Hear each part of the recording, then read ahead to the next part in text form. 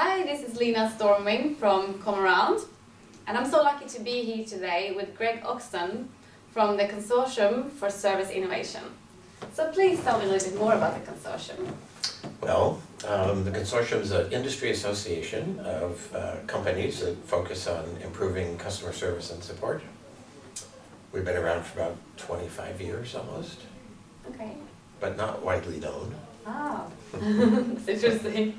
So what trends do you see in the field of knowledge management today? Well, I'd say there are maybe three things.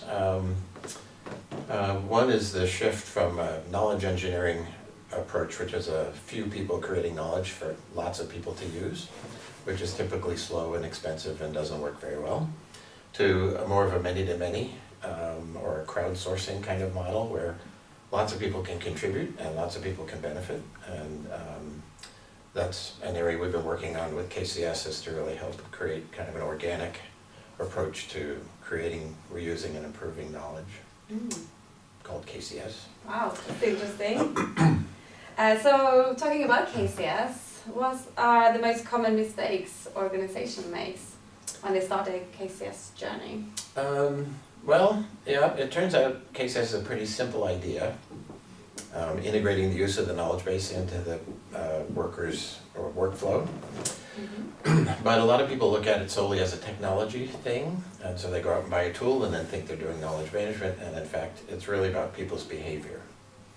And so, not paying enough attention to the fact that behavior is it's a change of behavior that drives the change in the benefits or the increase in benefits.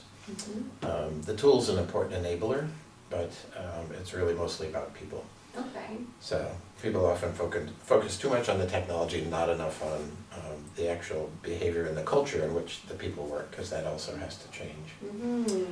But looking at KCS as well, I noticed that technology does play a part. It does, but it doesn't matter how good your technology is if the behavior of the people and the value proposition the organization represents to the individual is based on what they know, which it has been historically, then there's no motivation for them to contribute to a knowledge base, no matter how good the tool is. Okay. So you have to change the value proposition the organization represents to the worker to say, we value you for your ability to learn, your willingness to share, your willingness to improve and contribute the things that you learn in the knowledge base. And then that reinforces or recognizes the behaviors that will really create a healthy knowledge base. Okay, so people change management. Well, it's a big change, right? Yeah, it's a big change. Yeah, because culture is hard to change, and that's the most important shift, is to change the culture of the organization to be more collaborative, more team-oriented. What role does technology play in KCS success? Well, so a good tool can make it easy for people to do the right thing if they're willing to do the right thing. So if you have all the right leadership pieces in place and you've changed your measurement system so you're not looking just at activity but also looking at who's creating value, which is much more complicated than just counting incidents closed, for example. Yeah. If you've done all that part, then having the tool becomes a good tool that has the functionality to support the methodology, becomes an important enabler. We've also seen people start with very crude implementations and very weak functionality and be successful, but they can't sustain it unless they improve the functionality and the integration of the functionality to really support the KCS practices. So it's important so long as you've looked after the behavior factors first. Okay.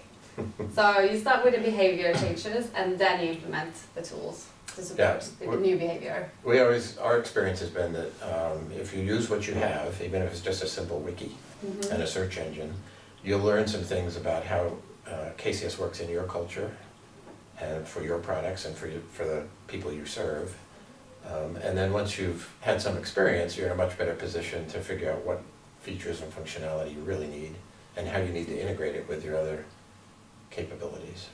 So get some experience first, then go shopping. That's the advice. That's the advice of the day. Yeah. Thank you so much, Greg. That was the first one.